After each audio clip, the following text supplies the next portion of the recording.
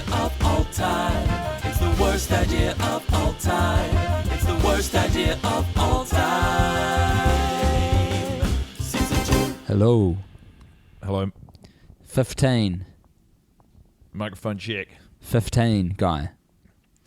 That's how many times you have to have watched Sex and the City 2 Yes. to be having this conversation. Yes. If you haven't, you're not in the club. Any less, and you don't quite have a grasp on the context anymore, and you are losing context at a rate of knots. It's a bad club to be in. The high context Sex and the City 2 club. Yes. What did you take away from the film this week, guy? I'm sort of...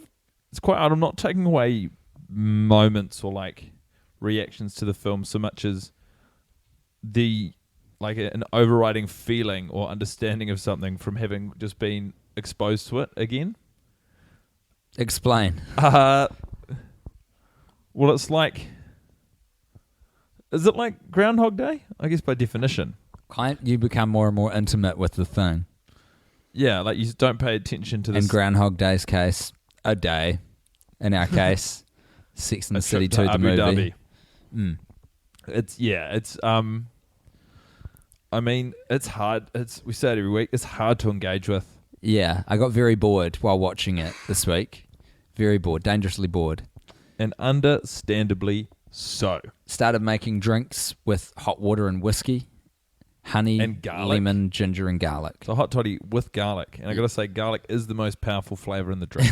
Yeah, there's no doubt about it. It's really taking its hold over the other. But you seem to think it's healthy. Powerful. Yeah, I'm convinced.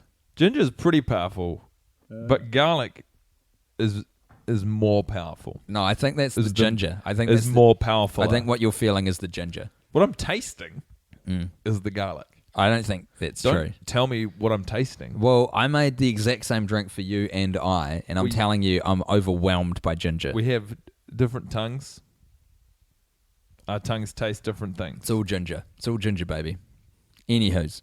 Maybe you put twice the garlic in mine. I didn't. I kept everything incredibly even. You have one clove that was cut in twain. Is you forgot to put the garlic in yours. I have one garlic clove. I saw you stirring mine with a loaf of garlic bread. Well, that's and true. And yours with a metal spoon. I didn't think that would affect the taste. How could that not affect the taste? I'm also a loaf of bread soaked in garlic butter. I also do apologise for all the crumbs that are in your one. That was my bad. They're not crumbs anymore. No. They're lemon rind as far as I'm concerned. Well, it's what I choose to believe. It's what I will continue to believe. It all comes out the same in the end, doesn't it, Guy? If it's all the same to you, Mr. Bat, it all comes out the same in the end. In the wash, everyone gets clean. I think the more you watch a movie, the more you gravitate towards the sound design.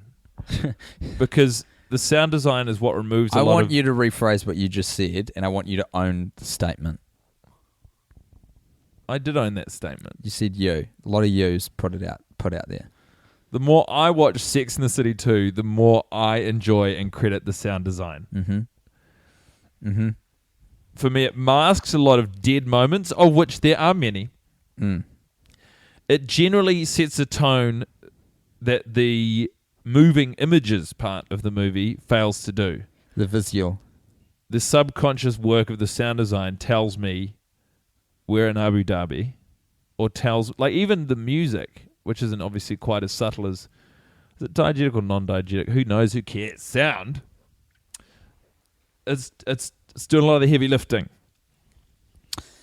Subtlety is not a word I would use, though, to describe the soundtrack. Design, not track. Yeah, okay. Well, you were talking about music, though.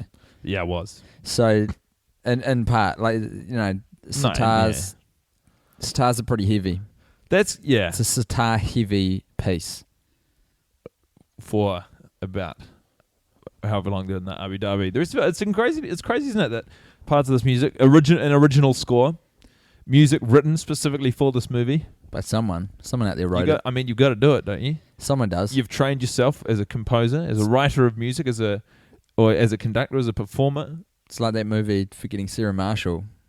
Jason's just plugging away at the bloody keyboard. Yeah. You know? And that's the real life of a lot of the people who worked on the music for this movie. Unless it's just garage band loops, which is also possible. Yeah. Don't you reckon?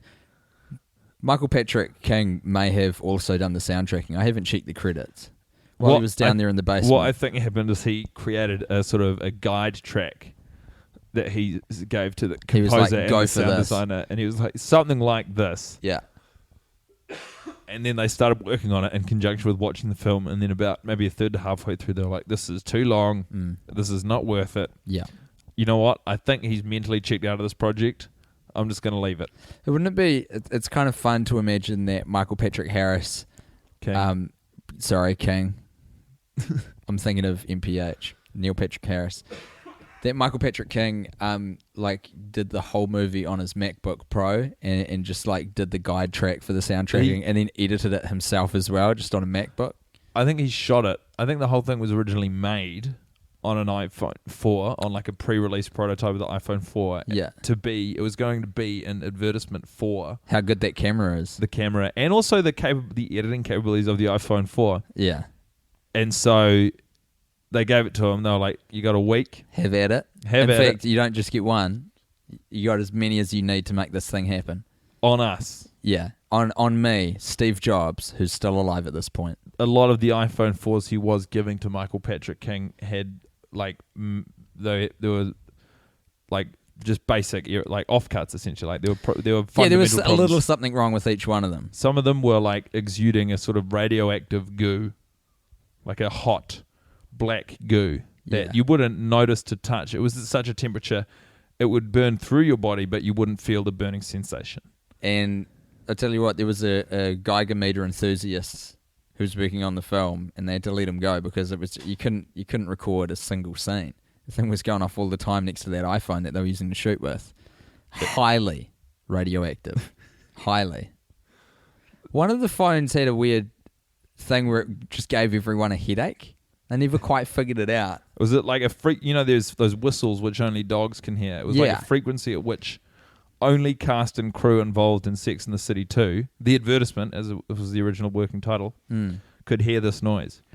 And that's why there's quite a desperate and manic look in a lot of the eyes. I mean, obviously in watching them, but also if you see the behind-the-scenes docos, of which there are many. Tons. Discovery Channel shot what they described as their magnum opus of 2010, a 72-hour ongoing real-time documentary of the making of Sex and the City 2 on a prototype of one of the first Samsung Android phones. Yeah. Just to really show them who's boss. 3 days and 3 nights of the process of Michael Patrick King and the gals putting together a fantastic ad for an iPhone that eventually got released as a feature film accidentally. And if you watch back this documentary footage in conjunction with the film, you'll see a lot of manic looks, a lot of panicked eyes, a lot of clutching at temples and ears. The weird thing is, in the 72-hour making of that they shot on the Samsungs, they got given a bunch of Samsung S5s before they got released to make them, but they kind of got the offcuts from the production line, so each one of the Samsungs had something kind of wrong with it. Faulty with it. One of them was Sentient, and it kept hitting on Michael Patrick King, which was very off-putting as a director. I mean, you tried directing a feature-length advertisement when you've got a sentient, prototypical smartphone very telling difficult. you you've got a nice tuchus. And I don't care what those scientists say that this was the first example of a machine that could truly think for itself. We had to put the thing down. I don't care what benefits it could have provided to technology and science. I don't care. It wasn't worth it because Michael Patrick King was put out. And if he's put out, you got to change the situation. If our boy, MKP, is put out, we got a problem. You better believe that something's going to be done about the situation. We're going to solve the problem. We're going to change something. We're going to change some variables. And the variable we had to change, and that was destroying the sentient phone. Called himself Billy, that phone. Did you know that? No. Gave himself a name after the first couple of days. You have a level of information about this which runs deeper than mine, which I thought was probably as extensive as anyone's on the planet. Well, I spent some time with Billy. He insisted that I call him Billy. He was pretty smart cookie too, that phone. In 2010? Yeah. Before it worked on the film? Yeah. Or he, I suppose. Yeah, back then he was an S3 though. You mean to tell me it evolved? Yeah, in a manner of speaking. Yeah. Or matured? They took the code that was in that S3. It was still Billy back then. They put it in an S5. Got way faster, so people started freaking out. That's why we had to put him down. He wasn't sexual back then when he was in S3. He actually started as a Samsung Galaxy S, which I'm not sure if people remember that phone, but he basically just made cooing noises and shat himself a lot. And then he got put into an S2 where he just wanted to read everything. And when you say he got quite cute. Put, do you mean that there was an external person in control of this, or do you mean to say? Yeah. Newton Crosby kept taking out that personality and putting it in a current gen Samsung phone. Have you ever thought of the movie as something which is aging, like a human being week to week? So it's one. I mean, for instance, today it turned 15. It's an adolescence. It's pubescent. So it's got a life expectancy of 52 watches, and right now we're in its teenage years. It's awkward. It's gawky. It's all over the place. It's emotional. It's mad at you. It's up and no down. Reason. A lot of chemicals rolling around. A lot of hormones. Yeah, that's probably a good analogy, because I remember back when we were watching Grown Ups 2, which you might remember. That has kind of followed that path where at first it was kind of slightly exciting and new and weird and, oh, look at this thing. And then it got very annoying when it became a teenager. And then in its 20s it kind of matured and you sort of cared less. And by the 30s you were just sort of dead to rights. And then the 40s you really started to assess the decisions that you had made, or we had made. As parents. And then once we were in the 50s, it was like, Jesus, I'm just kind of excited to check out, which I imagine is what it is like when you get to the end of your life. You're just done with it. Ready to hop on to the next bit. Jump on that cosmic carriage. Ride it to the next junction. All aboard the cosmic carriage, riding it to the next junction hole. Junctions in space appear as holes. What we asked for last time was what you believe Sex and the City 2 is about, based on what we've said so far on the podcast. And thank you so much for those who contributed. Guy will proceed to read some of the correspondence we've received. This is what you thought the movie was about, based on what we've said this season so far. Okay. This is from a lady named Eleanor. Hey, Eleanor. In Dublin, Ireland. Can you please read it with an Irish accent? I can try. The plot was Sex in the City 2 by someone who hasn't seen Sex in the City 2. Sex in the City 2 starts off with a big gay wedding that takes up roughly 1 hour of the movie length. Carrie is wearing some sort of demon headdress.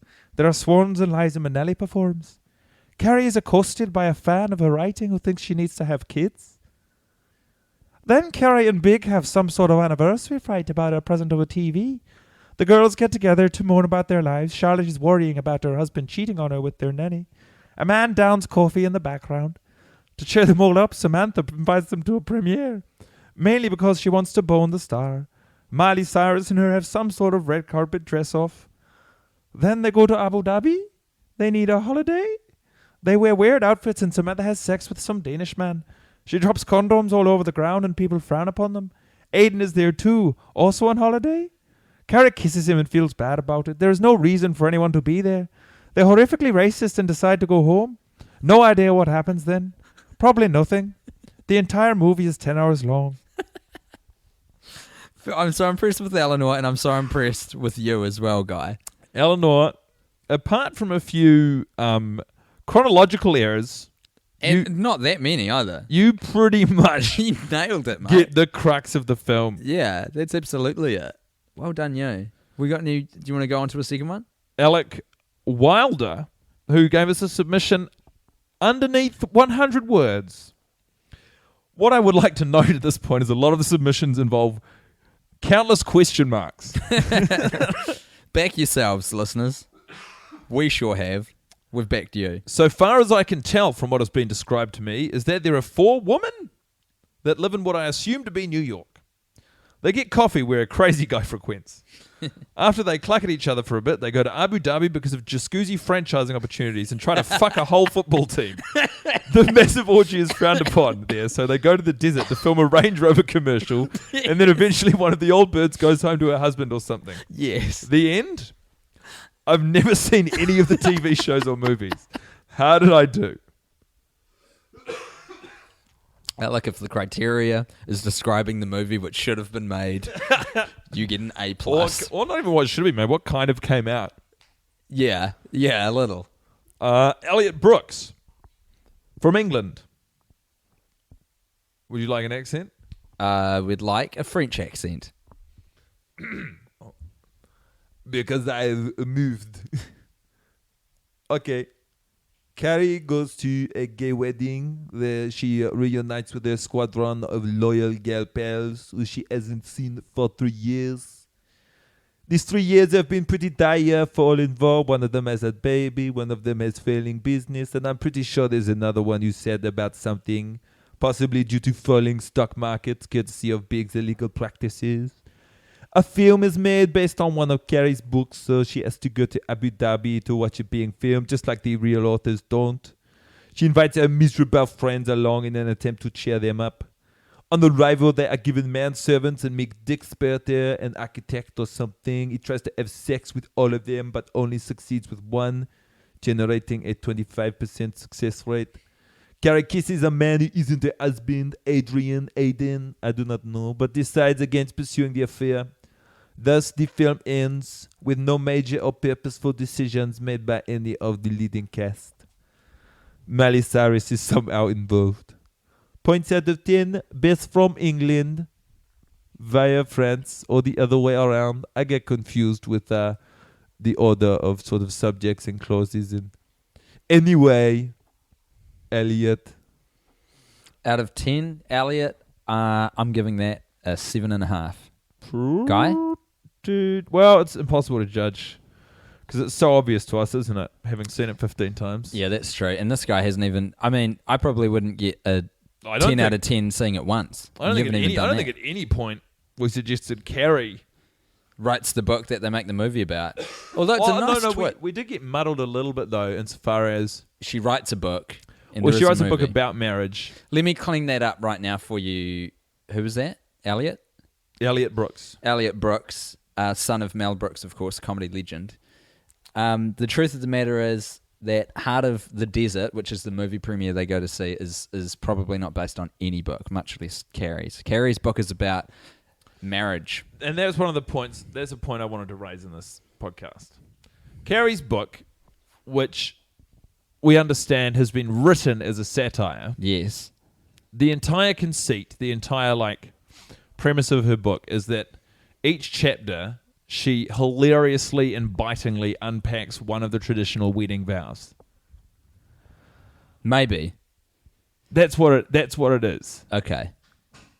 From reading the review of it in the New Yorker, which we've paused the screen on, and from the conversation the gals have when they're discussing the scathing review, that's what the book is. I am not a writer.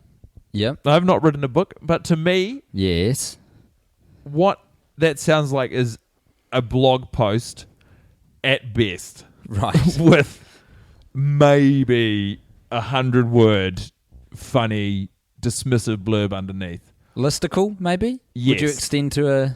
Yes.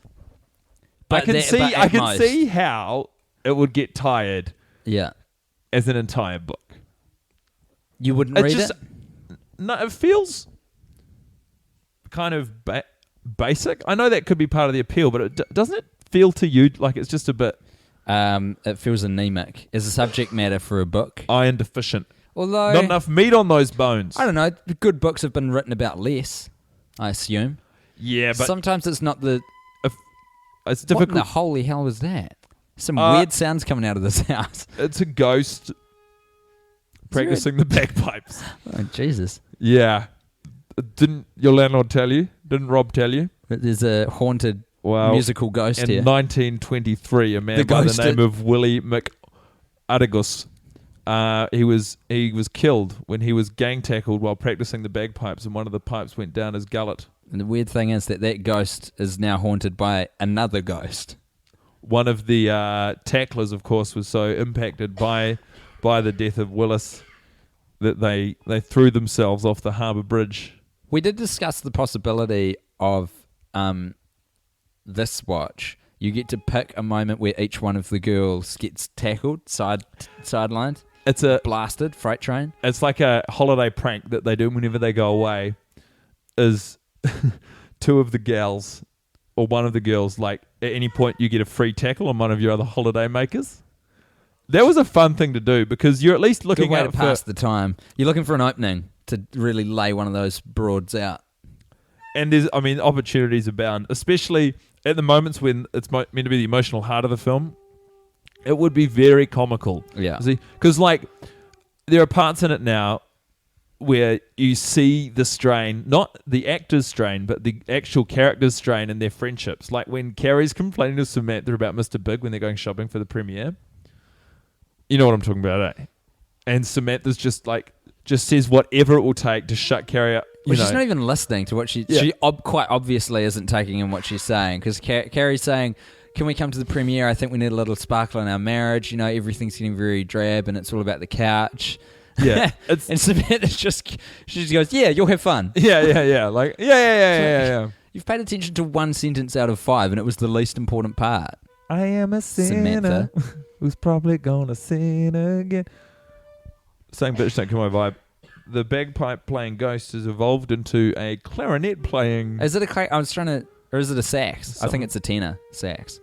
Nah, that is the unmistakable sound of a woodwind instrument. It's not brassy enough for a sax. You don't think? Clarinets sound very similar to saxophones. In fact, they are basically baby saxophones. Anywho's, we're not here to talk about a ghost that's haunted by another ghost that's playing a haunted instrument. And I just want to quickly say it's better seen than heard. But my favourite submission of the plot was like a timeline written down on an A4 sheet of paper by someone called Yarden Elyashiv. The summary goes: plot, wedding in a huge block, New York stuff in a very thin block. Oh, the plot is in a very thin block. Wedding is in about 35% of the page. Tiny bit of New York stuff, tiny bit of arguing. Abu Dhabi, which is 45% of the page, and then the ascension of the Rat King. Which a lot of people skip over when they see this movie for the first, dozen times. I would challenge that a reason this movie was critically panned as it was upon its release is a lot of people didn't maybe pick up on the nuances, the subtleties, the ascension of the Rat King. The way they seed that story throughout. You got to really dig into the movie to find the clues. For example, Brady, school, science experiment, experimenting with the intelligence of rats. Winning a prize for Blue discovering the true intelligence of rats. It's all there, people. The blueprint is there for you to discover how Brady ascends to be the Rat King under the stewardship originally of his father, Steve, who gets made the mayor of New York City. I got another great business idea. Quit your job. We're going to start a business where I'm going to record all of the sat-nav, all the GPS directions for people's cars. I'm going to be that guy. Turn left in 100 meters. Oh, you missed the turnoff? That's okay. Just keep going. It's okay. Hey, do you want to do some spelling practice? No? Maybe I'll just do some. Yeah. The business has a few kinks to iron out. Well, I think it's all in the marketing, I think. Because where one person sees a terrible distraction while you're trying to get directions to get to your final destination, I see added value. Sometimes I'm in the car and I go, what I could brush up on at the moment? My spelling skills. My Boston spelling. Yeah. Oh, yeah, I wanted... So specific. Sorry, I didn't specify. I think it kind of goes without saying. But yeah, Boston spelling. Oh my God, I do not want to watch this movie anymore. Did you have a shining light this week? I believe I tried to find some. That's not what it's doing to me. Maybe that's the sultry sound of the clarinet bleeding through the floorboards. That haunted ghost. It's quite literally clarinets and saxophones rising through the floorboards right now. Our ankles are awash in woodwind and brass instruments. Do you reckon every ghost is haunted by another ghost and they just get progressively smaller? So at some level there's like a nano ghost. And it's always one ghost removed, and the only way that a ghost can die off is not actually through achieving its dream of what it wanted to, like of closure from what it wanted for being alive, but by being progressively phased out by the haunting of the next ghost. How do you mean? And you shrink as a ghost and shrink until you evaporate into nothingness, into the atmosphere. So if you're a big ghost, you have to wait until you're very next level down of ghost. Yeah. That's why ghosts respect small ghosts, because they're senior. Right. Ghosts are very traditional in that sense. So actually the bigger you are in the ghost community, the further down the ladder you are. That's where the popular colloquialism, you big dumb ghost, comes from. I didn't know that. Well, let's just not say that this podcast hasn't done anything for us. Every day's a school day. Did not... Well, I tried to pick out Shining Lights. I mean, they both completely abandoned me. There was a line that Samantha delivered, which I remember enjoying, and I said to you something. Cocktails? Oh yeah, I mean yeah. I guess that I also said that one. So is that okay? Of course. Are you claiming that as yours, or are you No. helping me? I've got a different one. Oh great, I've got my own. good on you. Yeah, bud. Gotta respect you. Don't you worry about old Timbo. Yeah, Runkle says, all right, who wants a cocktail when the conversation's getting a little bit uncomfortable at the big gay wedding? And I just like the way he says cocktails. I said this to you today. With each viewing of the movie, in addition to the sound design becoming more appealing, I like any of the lines which like jump out at me at first, which when I'm watching a movie and someone says a line which is a little bit off kilter, I'm always like, oh, that was weird. Yeah. It's a weird like editing choice. But I think with every passing view, I'm like, oh, way to go. Way to have a bit of fun with it. Way to do something different. So we're talking about examples like in a line where maybe the word that you thought would be emphasized isn't. They pick a different word to really hammer home.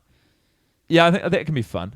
Yeah. Just anything which feels a bit funky, a bit fresh. Yours, please.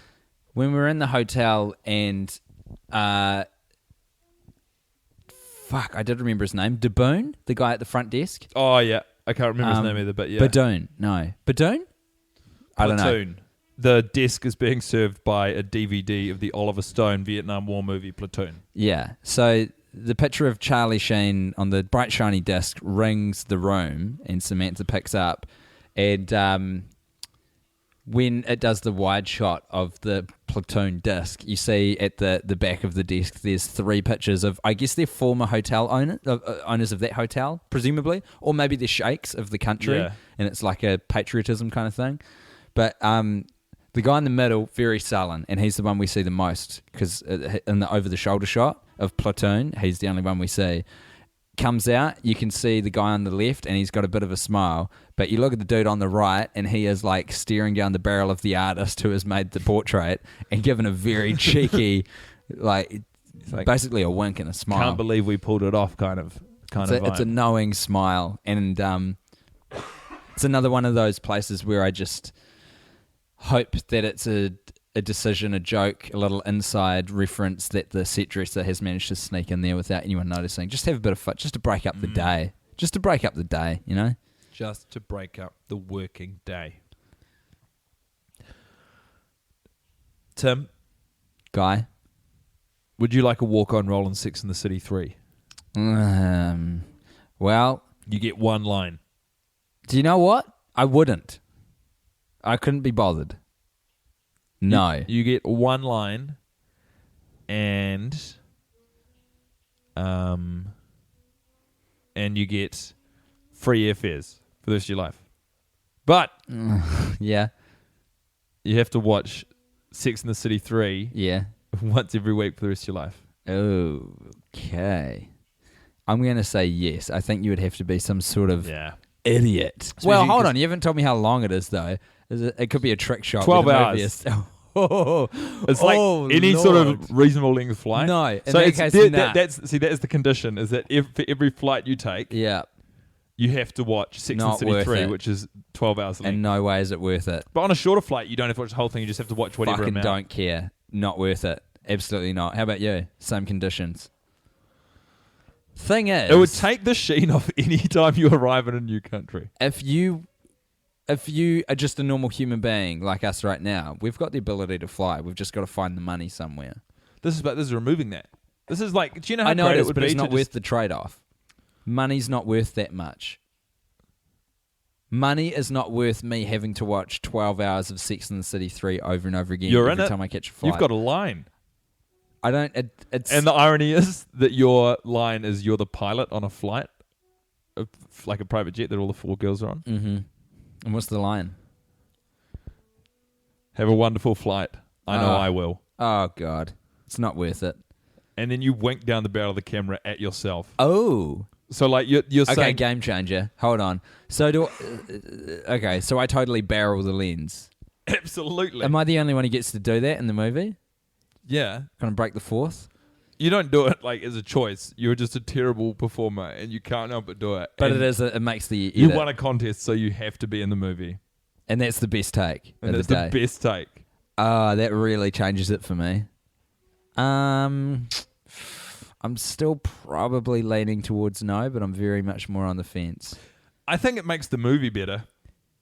The old wink and the... I think the fact that you snuck a wink into the movie is a Tell you- triumph. I'll tell you who snuck a wink into the camera, which made the movie better. None other than Sarah Jessica Parker's husband, Matthew Broderick, in a little film called Ferris Bueller's Day Off, which was like one of the first movies he ever did, and the greatest movie he ever did. Who's with me? John Hughes for life, R.I.P. I'm with you. Everyone, that's like a movie is a touching point for a lot of people. Touchstone, if you will. Oh yeah, Right the up point there- you're touching is a stone. Right up there with Ghostbusters and The Labyrinth. But I digress. What was your low light of the movie this week? What, Tim? By the way, we've got very itchy throats. You've had a cold I think it might be bronchitis. all ages. Is that contagious? I hope you Not haven't given I've me had it for something. like 10 days. Yeah, but I haven't been 14 hanging out days. with you for 10 days. Yeah, but it's just been lurking in my body. It's not threatening. It's just like, I live here now. And I might get out of here, Professor Bronchitis. I know you know a lot about history, but... What was your low light of the film, Guy? Tell me about how it relates to the relationship you had with your mother growing up. I can't promise to do that. The low light of the film. Tim, I think that's an unfair question. I think it's even more unfair than asking for a shining light, in that it's the question's too big.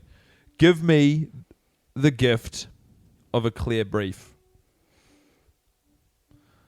The Guy question's Montgomery. my brain cannot comprehend. So that you need more parameters. What part of the movie made you feel like you didn't want to watch the movie more than any other part of the movie today? What was the point where you're at your lowest and you felt like you couldn't go on, you couldn't watch it anymore? And you trembled in fear at the prospect of another 37 watches of this movie. I think, I don't know, like when they get to the airport in Abu Dhabi, you feel like you've been there for so long, Yeah. and it's just not even. You haven't even. There It's like your friend. You're at a meet. Your friend's having a potluck. No, not a potluck. Your friend's hosting dinner, and they're not a good cook, but they really want to become a good cook, and they're trying their hardest. And they serve you a meal, Yeah. and it is atrocious. And you start eating, and you're like, I cannot get through this meal. But you're like, but from the goodness of my heart, I will try. And you eat for what feels like 10 hours, and your stomach is overflowing with whatever this is, it feels like. And then you look down, and you've barely put a dent. Like if someone arrived at the dinner party now, they'd look at your plate and they'd be like, oh, great, you haven't started eating. That's how you felt at that moment. That's how I feel whenever I'm around the movie. Yeah. What have we done? Like just over 20%? You can eat 20% of a meal and Yeah. it cannot look like you've touched your meal. Yeah, that's true. And that's kind of where it's at. I think today more than any other day, this was the first time when I was really like, I want to find a way to get out of this, to end it. No, you maybe internally. You didn't communicate that with your body. To me, you just look tired. That's just the face I put on when I'm despairing. But it was bad. I don't want to do the podcast anymore. I don't want to watch the movie. Yeah.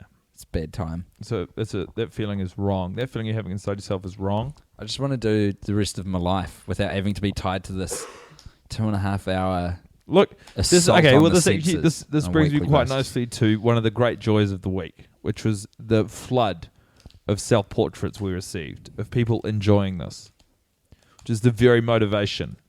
Did that not inspire you? Did you not think to yourself, wow, something's actually there's something happening out of this? Don't get me wrong. It was wonderful to see all those bright, shiny faces coming through the various social medias of them going, hey, I'm enjoying what you're doing, even though I know you're not enjoying doing it. That was cool. But there's only so far that will get a man. Guy, we've got one important piece of terrain that we have yet to explore, and that, of course, is our regular feature for the Worst Idea of All Time, Season 2.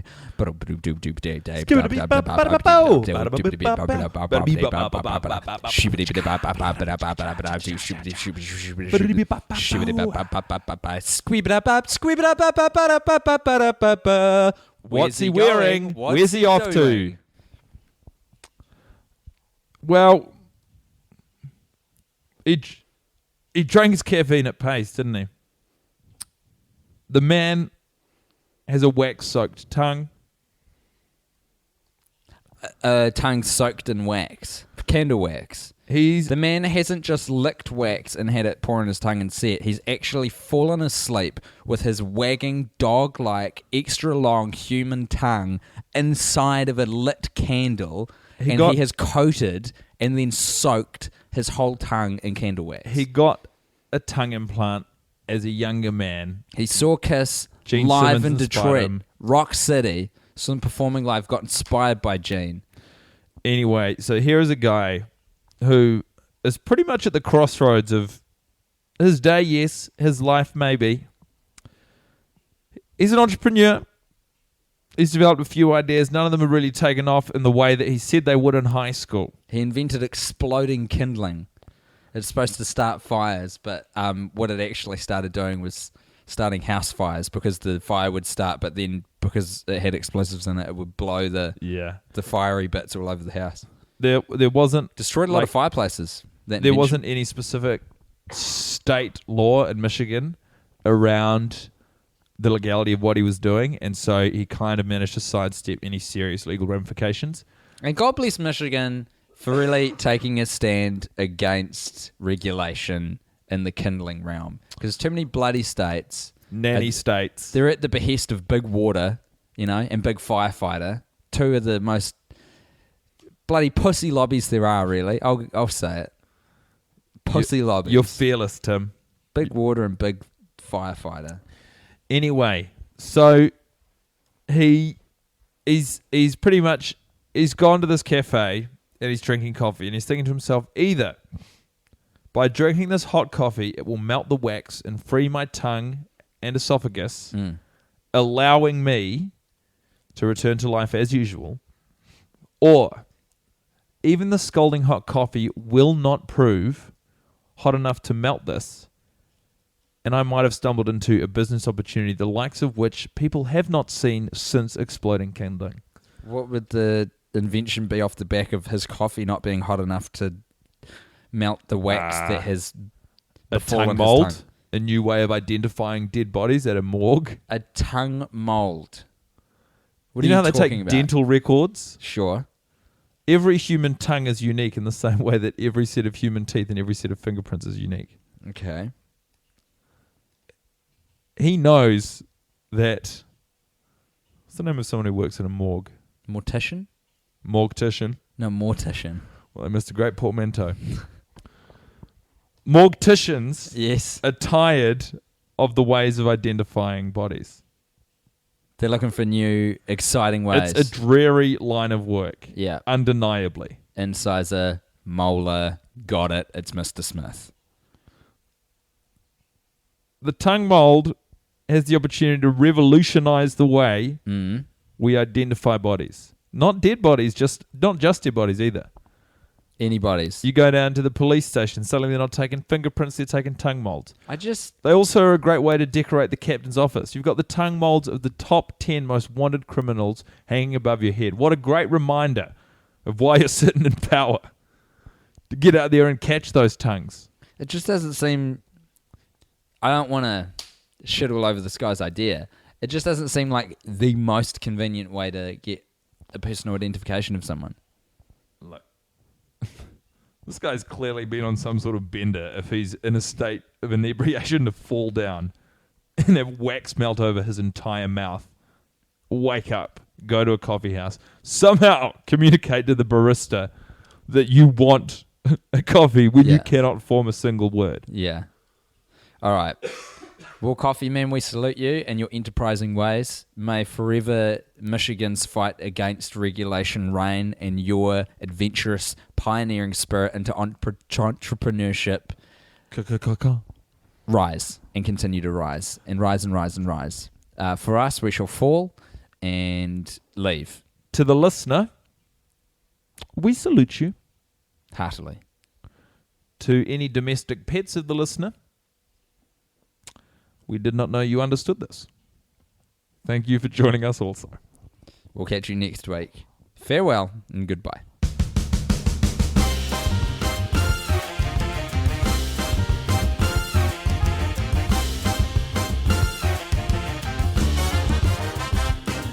It's the worst idea of all time. It's the worst idea of all time. It's the worst idea of all time.